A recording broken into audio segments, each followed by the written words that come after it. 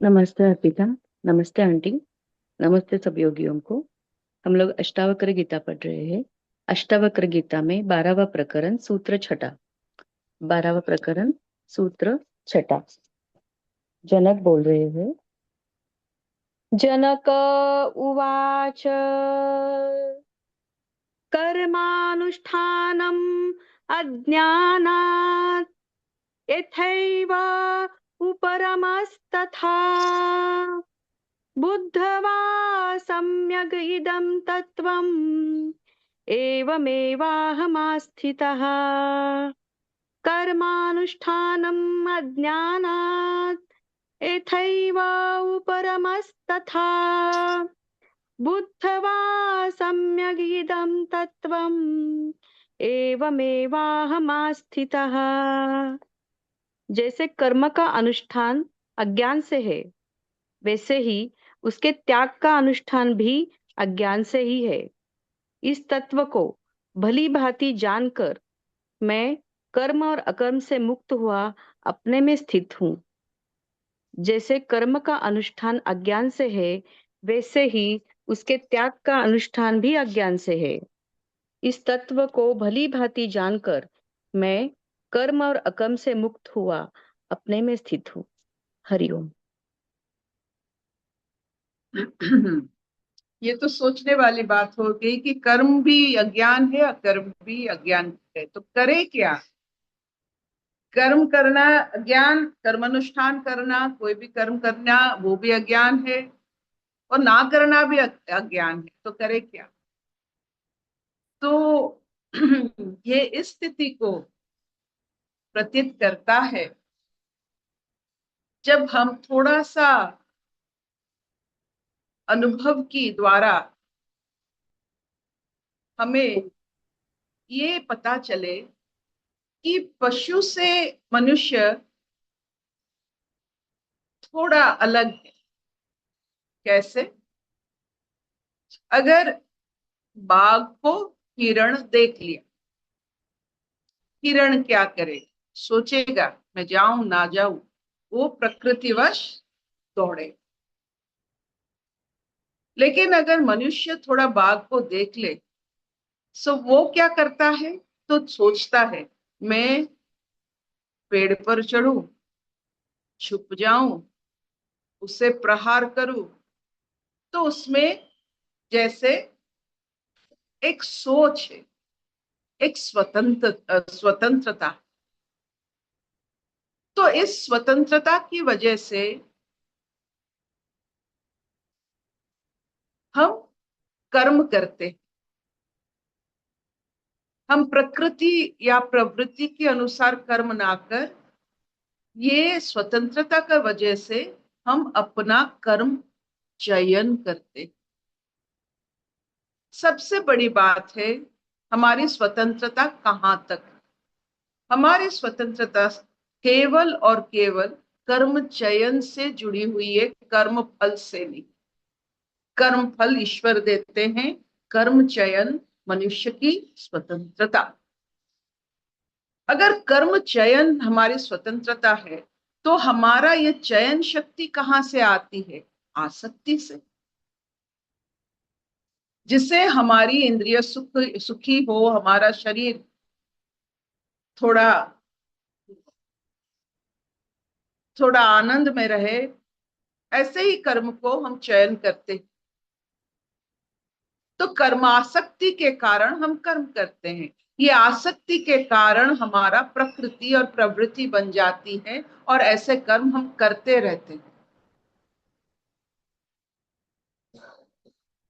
तो इसी बारे में अभी बताया जा रहा है कि तू आसक्ति रहित कर्म करने से, अनासक्त भाव से कर्म करने से तू ना कर्म में उलझ जाता है, ना तो अकर्म करता है। तो इसका मतलब है, देखिए हम राष्ट्रवादी है, हम भारत की अगर राष्ट्रवादी है, भारत को अपना देश मानते हैं, तो सब देश को हम अपना नहीं मानते।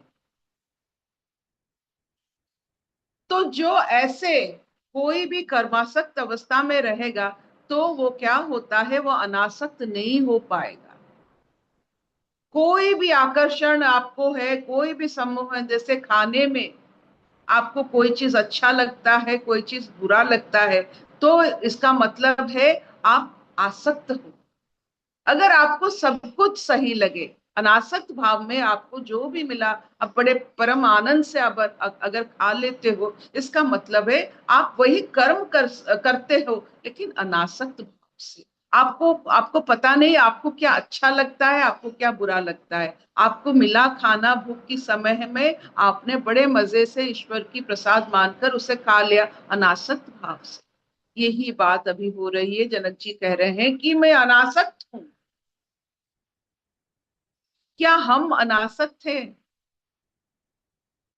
क्या हमारी कर्म रुचि जो है, कर्म जो हम करते हैं, अनासक्त भाव से करते हैं या आसक्ति से करके उसमें बंध जाते हैं और उसमें फल भी इच्छा रखते हैं? तो हमारे जो ऊपर जो हमारे जो जीवन होता है, उसमें इतने सारे गंदगी होती है कि हमें दिखाई नहीं देता है कि अनासक्त भाव में कर्म हो सकता है। जो एक की नहीं वो सब की है, जो सबकी है वो अनासक्त है, जो एक की है वो अज्ञान है, जो सबकी है वो ज्ञान है। तो हर राजा को, हर घर की हर बुजुर्गों को ये सिद्धि में आनी चाहिए कि वो सबके हैं।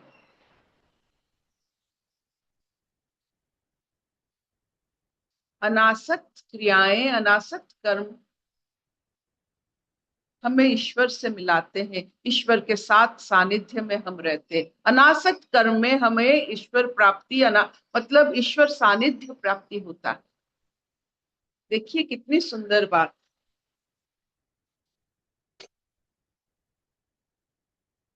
कर्म करेंगे बिना आसक्ति के, क्योंकि कर्म फल से हमारा कोई लेना देना नहीं। एक व्यक्ति, हमने देखा है अपने जीवन में, एक व्यक्ति, एक एक सहेली हमारी इतनी पढ़ती थी, उनको कुछ नहीं मिला, लेकिन जो अल्प पढ़ते हैं कभी कभी उनको सब कुछ मिल जाता है। तो कैसे ये सब मुमकिन होता है? क्योंकि कर्मफल हमारे हाथ में नहीं, और सिर्फ कर्म चयन करने की हम में स्वतंत्रता है। तो अनासक्त भाव में अगर हम कर्म करते हैं तो वो मंगलमय कर्म हो जाता है। अगर आसक्ति भाव में कर्म करते हैं तो वो कर्म बंधन बन जाता है। यही सिर्फ इसमें लिखा है, बताया गया है। थोड़ा हमें इसमें ठहर जाते हैं, अपने आसक्तियों के बारे में थोड़ा सोचते हैं, और हमें जो कर्म हमें मिलता है वो क्यों करते हैं, कर्मासक्त है या नहीं है, उससे थोड़ा देखिए और अपने ऊपर थोड़ा नजर लाइए, और इस अवस्था को समझने की कोशिश करते करते इस अवस्था में भी चले जाइए। क्या इतना चलेगा? हाँ मामा। हम्म। स्टू, हाँ हाँ। कोई प्रश्न है? अनासक्त मतलब इसे वर्ड समझ में आ रहा है, लेकिन कोई ऐसे एक, और एक एग्जाम्पल। हाँ हाँ, देखिए आपको घर में आपकी कोई भी कर्म आपको स्वतः भाव में आप करते हो, स्वतः भाव आप करते हो। जैसे हम अपने जहाँ सोते हैं या ज्यादातर समय वहां बिताते हैं, उसे साफ रखते हैं, क्योंकि हमने इससे चयन किया है कि मुझे सफाई पसंद।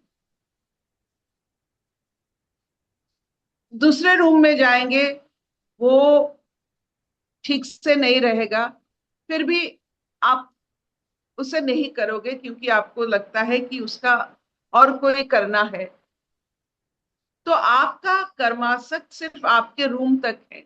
आप आसक्त हो आपके रूम से, पूरे घर से नहीं। तो सफाई आपको घर में नहीं चाहिए, जहां आप रहते हो वहीं चाहिए। तो अनासक्त भाव में अगर आप सोचोगे, अगर सफाई आपकी आसक्ति है, तो आप मैदान में जाकर करोगे, अपने जहां जहां आप जहां जाओगे आप वहां देखोगे, जहां भी आपको कड़ा कुचड़ा लगेगा आप वहां उठा लोगे। तो ये अनासक्त भाव में आपका सफाई हो। अगर सफाई करनी है तो सिर्फ अपने घर में क्यों, जहां आपको देखा यहाँ साफ नहीं है वहां करेंगे। ये अनासक्त सफाई है। बहुत अच्छा एग्जाम्पल से समझ।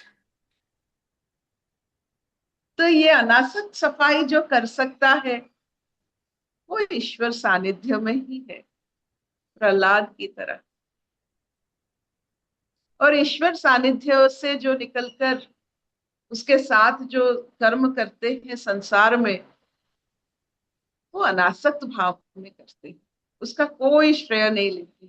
पहले तो कर्म फल में हमारा कोई कोई उसके साथ कर्म फल से हमारा कोई नाता नहीं। आप जीवन में देख चुके होंगे, अच्छे लोगों के साथ बुरा होता है, बुरे लोगों के साथ अच्छा होता है, हमारी नजर से जो बुरे हैं। तो ये सब देख के आपको पता चल गया होगा कि कोई कर्म फल अपने अपने हिस्से का नहीं है, वो किसी कहीं और से आता है, फल कहीं और से आता है। अभी ये बताया जा रहा है कि ये कर्म आसक्ति से हमारी प्रकृति बनती है, ये प्रकृति अज्ञान है।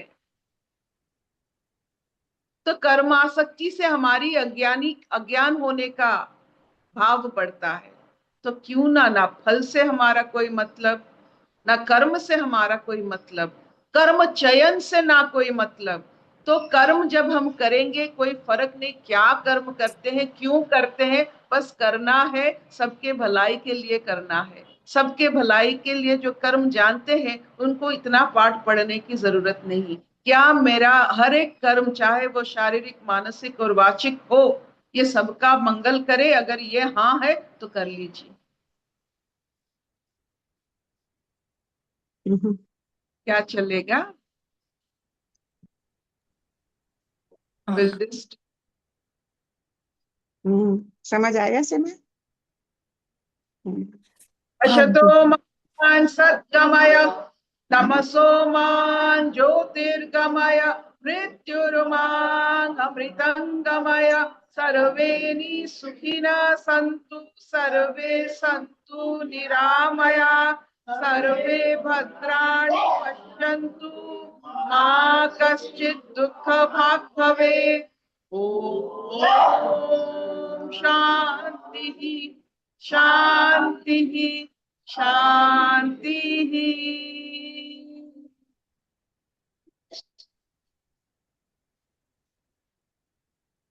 Thank you, thank you.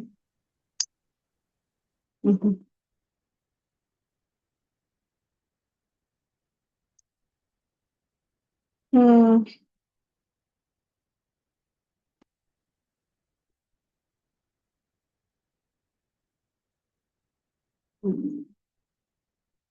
आसक्ति मतलब क्या है सीमा? अनासक्त, आसक्त क्या पता चलने से अनासक्त भी समझ पाओगे? आसक्त क्या है? ठीक, अटैचमेंट में